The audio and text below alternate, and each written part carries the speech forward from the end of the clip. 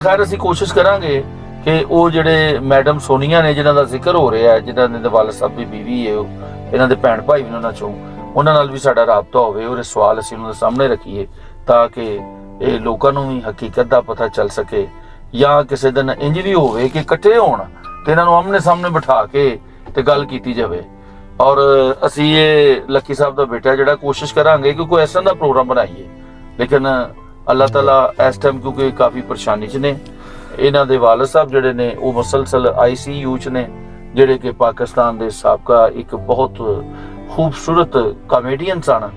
ਆਪਣੇ ਰੰਗ ਦੀ ਵਜ੍ਹਾ ਤੋਂ, ਆਪਣੇ ਗੈਟਅਪ ਦੀ ਵਜ੍ਹਾ ਤੋਂ ਲੋਕਾਂ ਨੇ ਉਹਨਾਂ ਨੇ ਬੜਾ ਹਸਾਇਆ, ਆਪਣੇ ਫਨ ਤੋਂ ਬੜਾ ਮਹਿਸੂਸ ਕੀਤਾ।